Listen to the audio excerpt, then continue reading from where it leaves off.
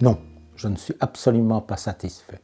Je n'accepte pas qu'avec mes maigres moyens, je me sois battu pendant un demi-siècle pour défendre les valeurs d'humanisme, de démocratie et de libre examen qui sont les fondements de notre institution. Alors que par ailleurs, un président et un recteur de l'université, tous deux francs-maçons, donc frères de ceux qui ont fondé l'université libre de Bruxelles, ont considéré que quelques oligarques issus du corps professoral, accompagnés de quelques cooptés choisis par eux, avaient le savoir et pouvaient en conséquence imposer leur vérité à l'ensemble de la communauté universitaire. J'admets que la gestion participative que nous avons connue pendant des décennies avait sans doute des défauts, mais ce système générait une formidable richesse due à la complémentarité des connaissances des différents administrateurs issus de l'ensemble de la communauté et du monde extérieur. Aujourd'hui, ce sont les administrateurs étudiants qui tentent de défendre les valeurs de l'institution, en s'opposant à un accord entre les autorités McKinsey, cette fameuse multinationale qui désire s'immiscer au niveau de l'enseignement. Le nouveau recteur Yvon Angler a même eu l'outrecuidance d'accuser les élus étudiants de non-respect de la démocratie via un courriel à la communauté universitaire. Je le cite, « Le BEA tente de décourager la firme en agitant la presse et les réseaux sociaux, dans le but de renverser une décision où ses mandataires n'ont pas pu convaincre le CA. Celui-ci sait pourtant pertinemment bien que les élus étudiants ne font plus que de la figuration au CA, que le conseil n'est plus démocratique et que ce sont quelques profs qui détiennent le pouvoir depuis la nouvelle gouvernance. Peut-être que dans son esprit, la démocratie se limite à permettre aux administrateurs non membres du corps académique de s'exprimer.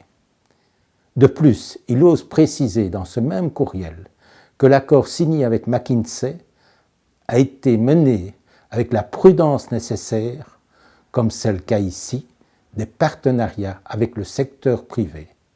L'ULB en a d'ailleurs une longue expérience positive, alors que la réalité est contraire à l'affirmation. En effet, tous les accords connus qui ont été conclus ces dernières décennies avec le privé l'ont été au détriment de l'université et dans le seul intérêt du privé.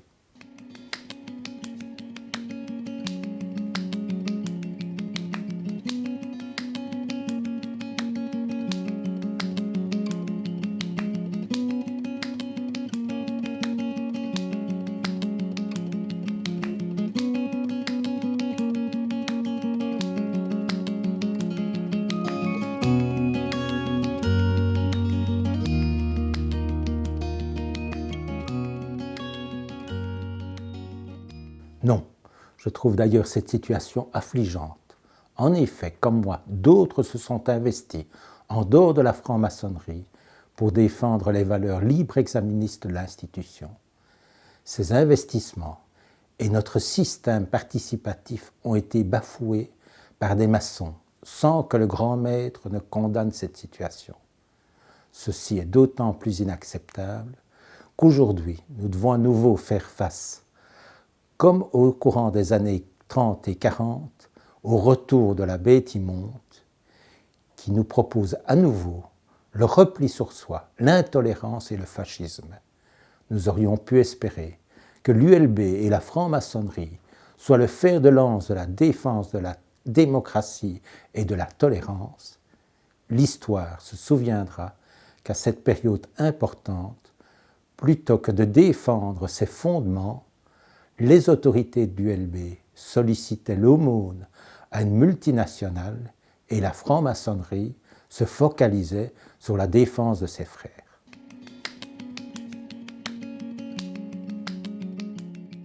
Effectivement, même si je suis conscient que certains journalistes et de nombreux patrons de presse sont francs-maçons, je ne pensais cependant pas que cela serait synonyme d'omerta concernant la dérive vers une gestion totalitaire de l'Université de Bruxelles. On peut extrapoler que cette situation se reproduit dans d'autres secteurs d'activité, et donc s'interroger sur l'indépendance de la presse. Cette tentative de mise sous silence du comportement inapproprié de quelques initiés ne fera qu'accentuer le malaise de la population vis-à-vis de notre système démocratique.